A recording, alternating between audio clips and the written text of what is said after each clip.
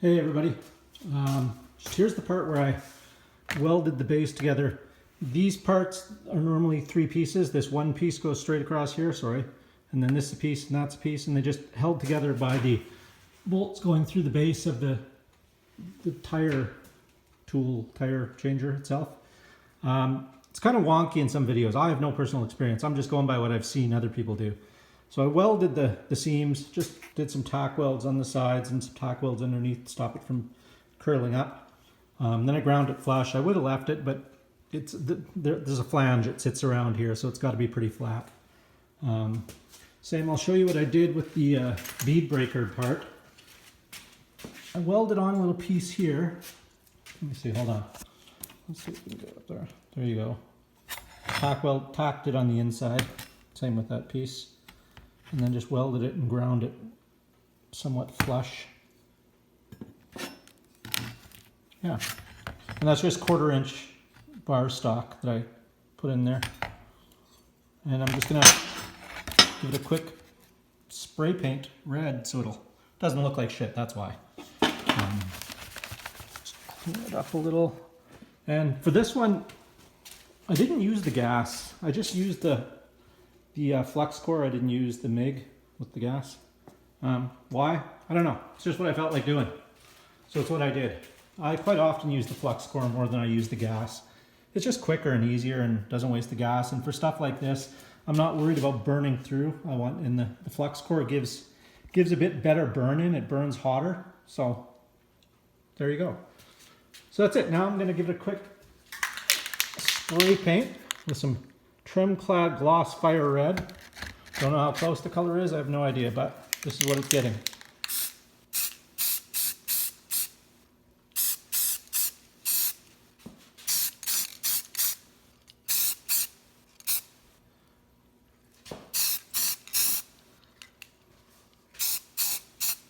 Actually, the color's not bad at all. It's not great.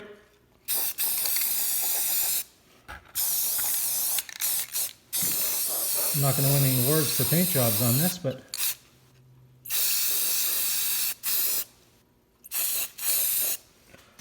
okay, let's come over here.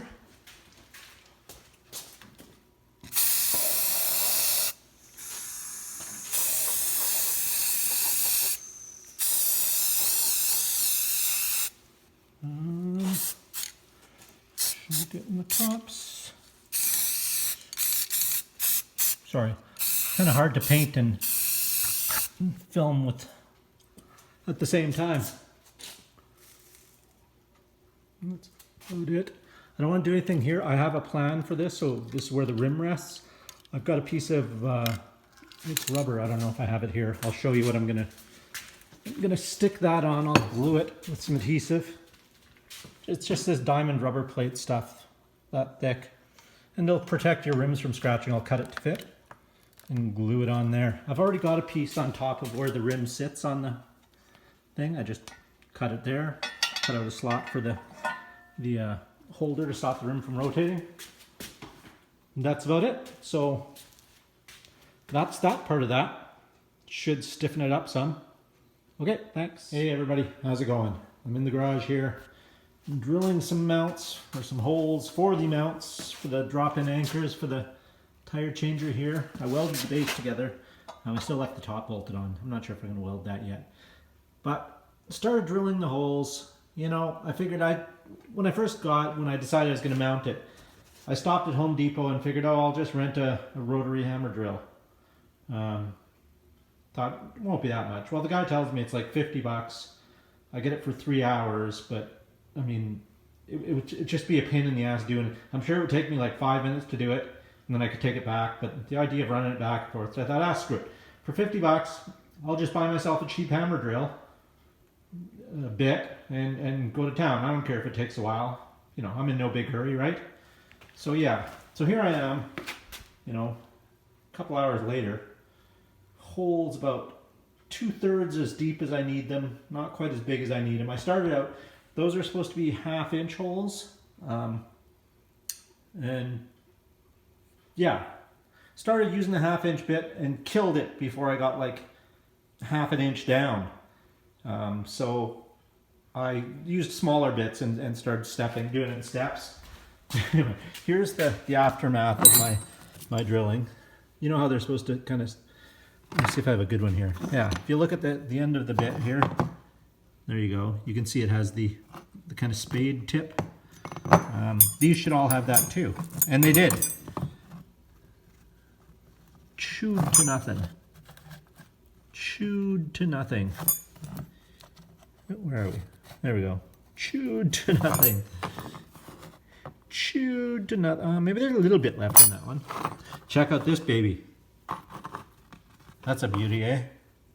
That's some quality drill bits. That's some kind of weird step grip bit.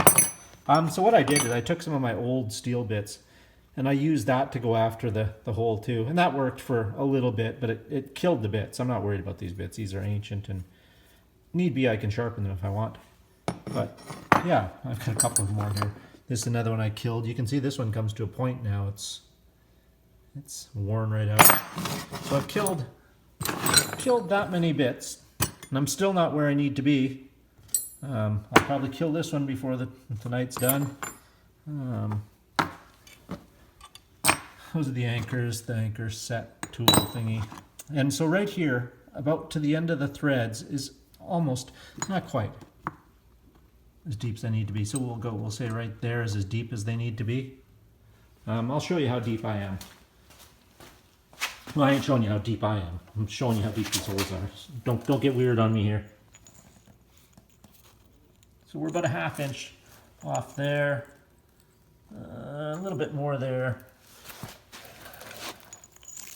That one's almost good.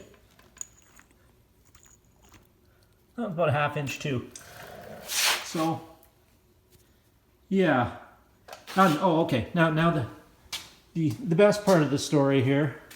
Here's my cheap Tolson hammer drill.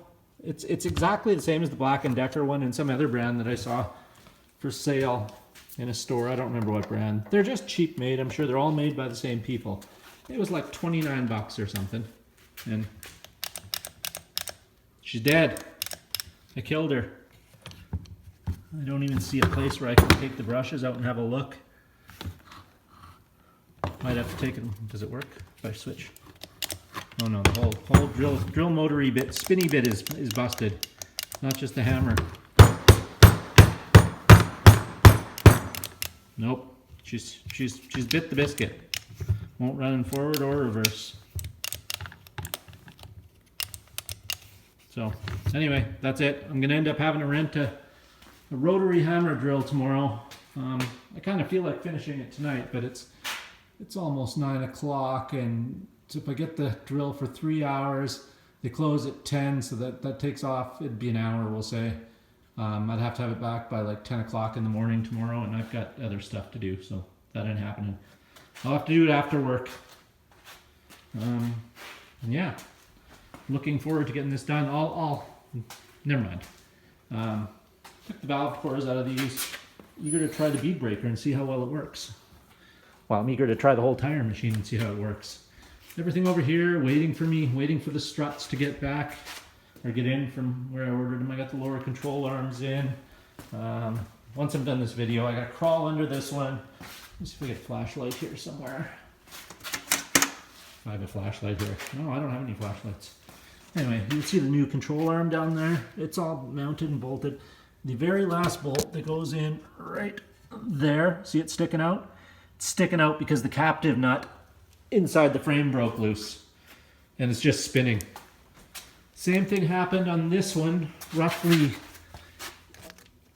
I also replaced this side, the control arm. This one went in because it's already been cut open on the bottom. I had to do the same thing last year.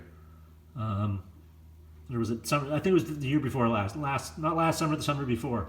I replaced this control arm, and I'll show you why. But anyway, so I have to cut into that frame, and I'm not looking forward to that. It's a pain in the ass. But these ball joints were right goobered. I think this one's even worse. Yeah, look at that. And the control arm mount bushings are shot in both of them too. So I had that. Struts here were right goobered. So my car was doing that stupid squat thing that the kids all find hip these days. And that's why my tires are looking like that, both of them. And it was just bouncing around like an old hay wagon. So, yeah. So this is the, I guess, a chapter 1 in the tire machine saga, to be continued. So, thanks for watching. Hope your week's going better than mine. Well, shouldn't say it. Mine's going good other than this. And some sheep. I mean, I didn't expect a miracle for these. $1.99 for these 3 long masonry drill bits. So I'm sure I got my $2 worth out of them, but also this one, where are we? There we go. This one I paid considerably more for. This is a Bosch that I bought at Home Depot, and it died just as quick as the cheap ones. I do have some rotary hammer bits, but don't have the driver for them. Those came in an estate sale, a lot of tools I bought. So yeah, that's it. I even resorted to using the wife's Ryobi drill bit set that she's had for 15 years, and it's all intact other than the bit that I got to put back. I'm going to put it back before I wreck it, because I'm just going to rent the rotary hammer drill. There's the Milwaukee stuff, or the Ryobi. I did buy 2 new batteries today. 2 of the bigger 6 amp hour batteries. Charging. Oh, that one's charged already. There we go. Yeah, because the grinder's rather anemic without them, but with it, feels torqueier. I don't know. I haven't used it yet. But anyway, so there's my weapon of choice for crawling underneath the car and cutting the frame open to get at that captive nut. But I might use the cordless grinder too. I'll see what space is like. I like this because it has a super thin disc for cutting. Okay, so that's it. I'm gonna go inside and take a break. I'm getting tired of this crap. You know, you ever have one of those days? More threaded rod. There we go. He's outside. Oh, before I go, show you something. Out in the yard.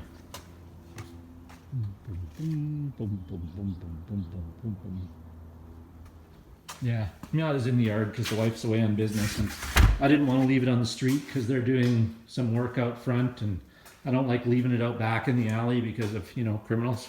So just drove it in the yard. Stupid drill. Can't even get a good drill for $30 anymore. What's the world coming to? Okay, I kept saying I was going to go. Now I'm going to go.